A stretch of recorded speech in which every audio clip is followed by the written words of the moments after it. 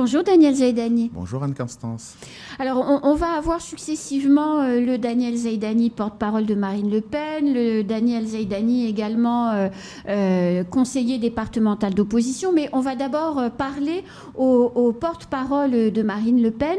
Le Rassemblement national ces derniers jours a renouvelé ses instances locales et vous avez été désigné, enfin en tout cas élu par vos pairs comme porte-parole de Marine Le Pen. Quelle est la différence, Daniel Zaidani, entre porte-parole de Marine Le Pen et porte-parole du Rassemblement national? Tout simplement, Daniel Zaidani, comme vous le savez, est un élu local du parti MDM qui a été élu par ce parti, qui est toujours dans ce parti et qui fait la promotion de ce parti localement.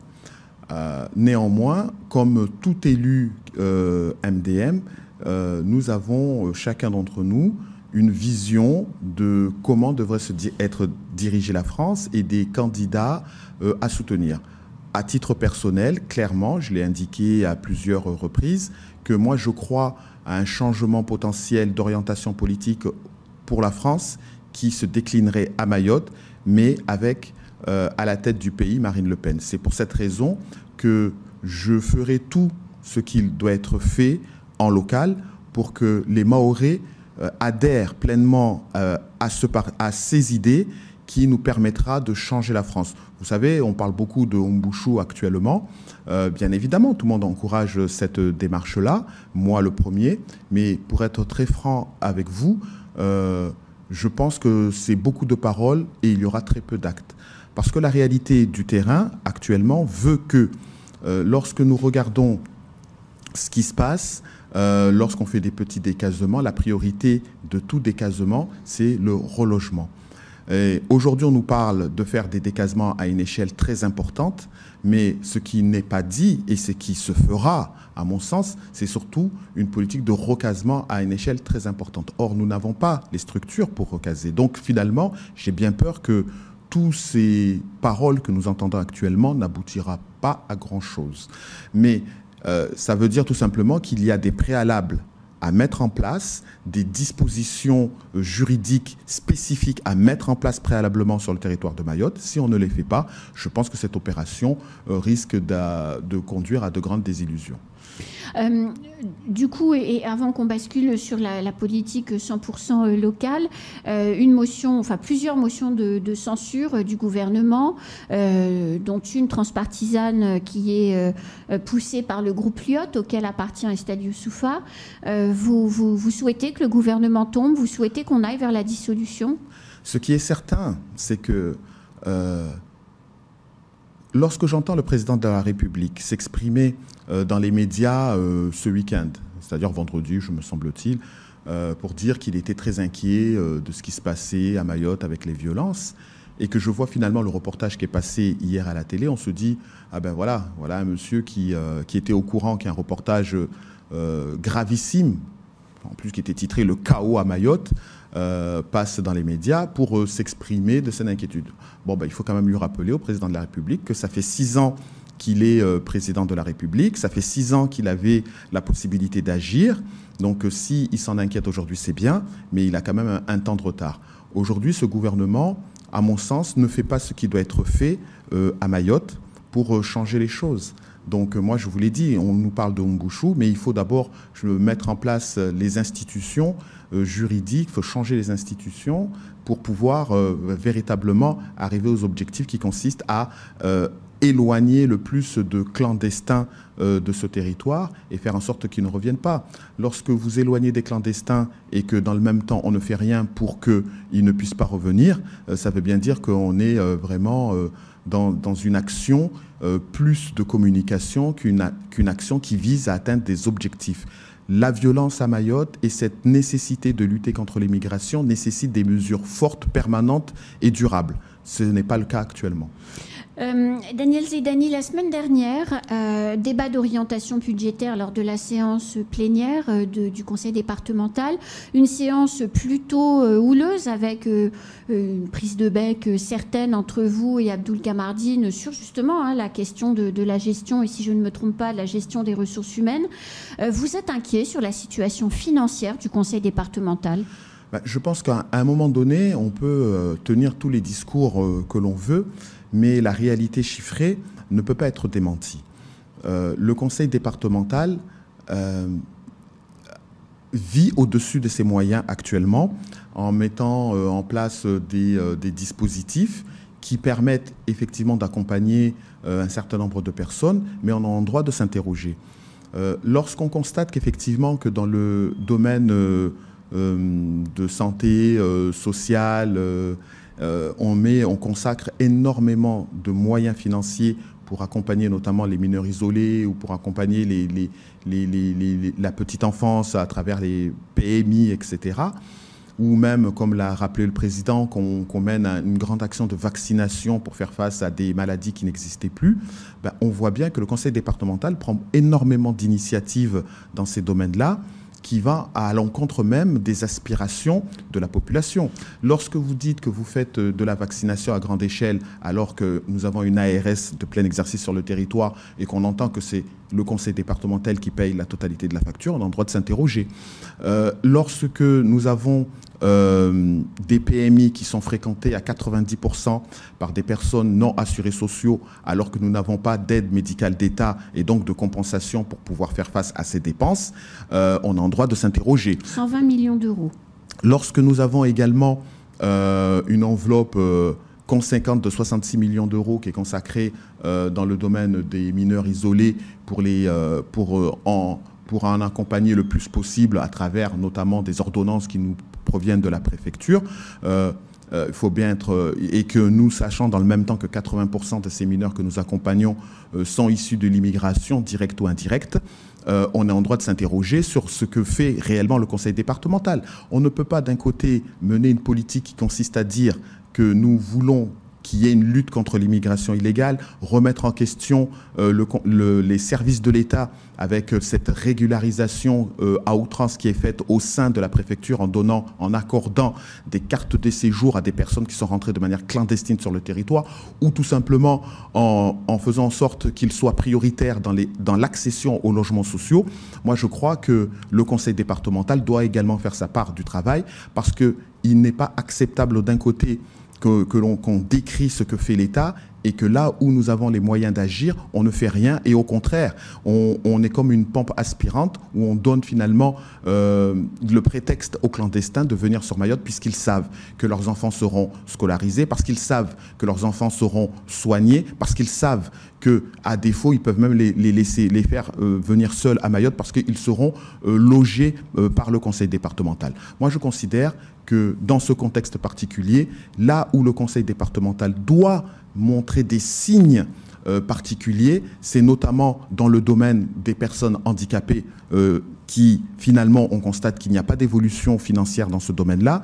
Je considère que le conseil départemental, toujours dans ses compétences, doit montrer des signes d'accompagnement accru dans l'accompagnement des personnes âgées. Et là-dessus, nous n'avons pas de signe particulier. Donc, on ne peut pas, d'un côté, utiliser les moyens du conseil départemental pour accompagner les enfants des clandestins et ne rien faire pour les Mahorais en grande fragilité par rapport à leur âge ou par rapport à leurs conditions physiques. Le conseil départemental ne travaille pas actuellement pour les Mahorais et ça, je le déplore depuis plusieurs années. C'était le changement que je souhaitais en 2021. Nous avons eu droit à la continuité et ce budget actuel nous démontre que nous sommes dans la continuité. Sauf qu'il n'est pas tenable. Absolument. Et qu'il va falloir faire des choix, c'est-à-dire soit on fait du social, soit on fait du développement économique, mais là on vient de parler du social, sauf que le budget d'investissement prévu pour 2023, c'est 150 millions d'euros d'investissement plafonné sur 2 ans, avec une démarche auprès des bailleurs financiers pour pouvoir les financer. Ces 150 millions d'euros, ça veut dire un endettement derrière, hein, parce que quand bien même on a des accords, il faut rembourser à un moment donné. Est-ce que pour créer de l'emploi à Mayotte, est-ce que l'heure n'est pas au contraire à mettre le paquet, pardonnez-moi, mais sur l'investissement et sur le développement économique ? Vous savez, justement, c'est ce qui a été mis en lumière à travers la séance de la semaine dernière. C'est notamment que et c'est comme ça que le rapport nous a été présenté, pour pouvoir garantir les investissements que doit faire le conseil départemental, le président nous a présenté un rapport sur une augmentation de l'octroi de mer départemental qui a été multipliée par 2. Et cette augmentation multipliée par 2, qui sera payée au final par tous les contribuables, hein, par tous les consommateurs de ce territoire, a été justifiée justement pour financer les investissements du département. Et ça, c'est là où ça me cause un problème. On ne peut pas d'un côté dire que le conseil départemental a des difficultés financières, augmenter l'octroi de mer régional et dans le même temps consacrer des millions et des millions d'euros dans une politique qui vise à accompagner les mineurs étrangers ou en tout cas l'immigration clandestine. Je veux dire, le conseil départemental est dans l'erreur d'orientation politique. C'est ce que j'ai manifesté. C'est ce que j'ai manifesté lors de cette séance avec mes collègues, chacun avec ses mots. Mais la réalité, c'est que globalement, ces difficultés, le président lui-même a dit qu'il en est conscient, puisque même en 2019, il avait déjà tiré la sonnette d'alarme à l'époque où il avait présenté le budget de 2019, qui lui-même nous a rappelé qu'il ne l'avait pas adopté ce jour-là, en 2019, mais aujourd'hui, il n'est plus vice-président. Il n'est plus simplement élu d'une majorité. Il est le président du conseil départemental qui doit impulser une orientation politique. Ce qu'il dénonçait il y a maintenant 4 ans, il a le pouvoir politique de pouvoir l'infléchir. Et ce que je disais lors de cette séance, c'était justement plus on tardera à corriger le tir, plus ce sera difficile. Moi, je sais qu'il n'a pas totalement les mains libres, parce qu'effectivement, on a peut-être des engagements par-ci ou par-là, mais même dans sa rhétorique, aujourd'hui, il n'a pas une position claire, nette et précise sur ces difficultés-là. Donc, à un moment donné, c'est pas parce qu'on dénonce tout cela que des élus doivent s'enflammer. Oui, il y a eu effectivement des échanges vifs avec Abdoul Kamardine, mais moi je ne parlais pas à Abdoul Kamardine, je parlais au président du conseil départemental. Donc ce qui est malheureux dans cette affaire, c'est que ce que j'ai compris, c'est qu'un certain nombre d'élus qui accompagnent le président n'ont pas la capacité de garder leur sang-froid en public, et c'est tellement grave que lorsque le président a dû s'absenter pour des raisons personnelles que vous avez déjà expliquées, oui, et que l'opposition a présenté des motions pour améliorer les conditions de vie à Mayotte, ces mêmes élus de la majorité les ont refusés par esprit de contrariété. Vous imaginez à un moment donné que nous avons au conseil départemental des élus qui ont un pouvoir exécutif et que parce qu'ils sont contrariés, décident de ne pas adopter des rapports qui vont dans le sens de Mayotte. C'est particulièrement grave ce que je suis en train de vous dire. Ça voudrait dire aussi que ces mêmes élus, lorsqu'ils prennent leur avion pour aller à Paris, pour aller défendre Mayotte, s'ils sont contrariés le matin où ils vont défendre les dossiers de Mayotte, eh ben, ils vont les planter. C'est grave de faire passer son état psychologique, personnel, avant l'intérêt général de Mayotte. Et ça, tout Mayotte en a pris conscience la semaine dernière. Donc moi, je demande simplement à ce que le président remette de l'ordre dans tout cela, parce que je suis persuadé que si le président avait été là, les choses se seraient passées différemment. Mais dès lors où un élu qui n'a pas la capacité de garder son sang-froid plombe les dossiers de Mayotte, c'est grave. Il devrait venir sur ce plateau et s'excuser auprès des Mahorais. Daniel Zaidani, en tant que conseiller départemental de la Petite Terre, ou de Pamandzi, donc de Petite Terre, avec vos homologues et avec le maire de Dzaoudzi l'Abattoir, également président de l'Interco, vous avez écrit au gouvernement, au MIOM en particulier, pour vous inquiéter de la piste longue et de cette volonté de la DGAC de faire réfléchir tout Mayotte à une nouvelle localisation, à savoir Msangamouji, pour l'aéroport. Vous avez envoyé ce courrier, vous avez obtenu une réponse. Qu'est-ce que vous cherchiez à obtenir par là?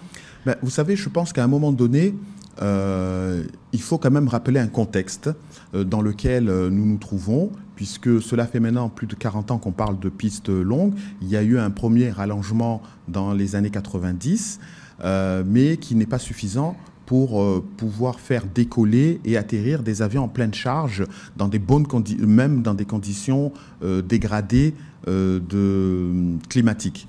C'est pour cette raison que je rappelle que le président de la République s'est engagé à ce que cette piste soit faite avant la fin de son mandat sur la Petite Terre et que ces 3 dernières années, on nous a surtout parler de l'orientation que prendrait cette piste longue. Est-ce qu'elle serait convergente? Est-ce qu'elle serait dans le prolongement, etc.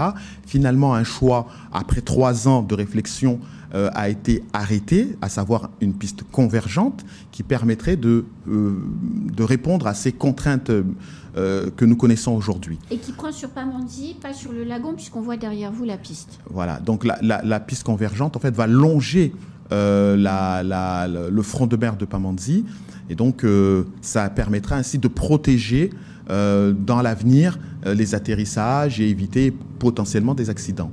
Quoi qu'il en soit, des décisions doivent être prises. Aujourd'hui, nous avons les étoiles qui sont alignées, puisque contrairement aux années passées, nous avons un président de la République en exercice qui a une majorité qui tient plus ou moins et qui a la possibilité, sur les 3 prochaines années, d'adopter une loi de finances qui actera le plan financier pour cette piste. Si nous ratons ce coche, parce que 2024, 2025, 2026, ce sont les 3 années qui nous restent pour arrêter le plan financier. Si nous ratons ce coche, nous allons rentrer dans la spéculation, c'est-à-dire un nouveau président de la République avec des nouvelles orientations politiques et avec une incertitude sur cette piste. Est-ce que ça se fera ou pas? Donc, lorsque j'entends aujourd'hui cette alternative qui a l'air sérieuse de construire une piste longue en Grande Terre, dans une zone forestière, où on sait qu'il va falloir donc construire un nouvel aéroport, avec tout ce qui va avec, donc une emprise foncière qui est de l'ordre de 100 hectares. Qui est non maîtrisée. Qui n'est non maîtrisée. Qui va chasser des agriculteurs. Et qui aura des contraintes. Donc moi, je crois que... Et raser de la forêt primaire. Donc moi, aussi naïf que je puisse l'être, contrairement à ce qui est affirmé par le chargé de mission actuel, je ne crois pas qu'il y aura un engagement, tant bien si le projet de délocalisation de ce nouvel aéroport se fait en Grande Terre, je ne crois pas que dans les 3 ans, on arrêtera un plan financier par l'Assemblée nationale. Et donc, on va se retrouver dans l'incertitude. Vous savez, en 2012, après les débats où il s'agissait juste de faire une étude complémentaire de 15 millions d'euros, je suis monté à l'aviation civile avec le nouveau gouvernement et ils m'ont dit, écoutez, Sarkozy, il est parti, il n'a pas laissé d'enveloppe financière pour financer une étude. Nous ne la financerons pas parce que la France est endettée, vous l'avez rappelé tout à l'heure, etc. Là, nous parlons donc d'une piste potentielle qui coûterait 700 millions d'euros. Si elle n'est pas actée par le gouvernement qui est actuellement, il n'y a rien qui nous garantit qu'on le fera. Moi, je crois que, et à travers ce courrier, nous avons voulu tout simplement rappeler que l'engagement du président de la République, nous y tenons. Nous voulons protéger les Mahorais et améliorer la desserte de Mayotte. Et pour ce faire, nous avons, nous, les collectivités locales de Petite Terre, paramétrer toutes nos activités. Vous savez, aujourd'hui, beaucoup d'investisseurs ont investi dans l'hôtellerie, que ce soit les chambres d'hôtes ou l'hôtel. D'ailleurs, on a inauguré un dernier hôtel. Les taximans se sont organisés autour de la desserte de l'aéroport. Les restaurations se font autour de l'activité aéroportuaire. Si tout cela devait cesser du jour au lendemain, alors il y aurait une grave crise économique d'attractivité sur la Petite Terre. Donc, en tant qu'élu de la Petite Terre, je sensibilisais tout ça. Et en tant qu'élu de Mahorais, je me dois de rappeler à mes collègues de Grande Terre que les et de rentrer dans un schéma d'incertitude fera que nous allons arriver à la fin du mandat de Macron et il n'y aura rien et on attendra peut-être encore 25 ans avant que les étoiles soient alignées. Aujourd'hui, les étoiles sont alignées parce que le projet de Petite Terre est arrivé à son terme. Il n'y a plus que le choix à faire et donc il n'y a plus que le financement à acter. Cela, Macron pourrait le faire et donc la piste pourrait voir le jour si réellement c'est le choix de la Petite Terre qui se ferait. Et donc ce serait un choix pour les Mahorais. Merci beaucoup, Daniel Zaidani. Je vous en prie et c'est toujours avec un grand plaisir que je viendrai parler des Mahorais. Et des sénatoriales bientôt?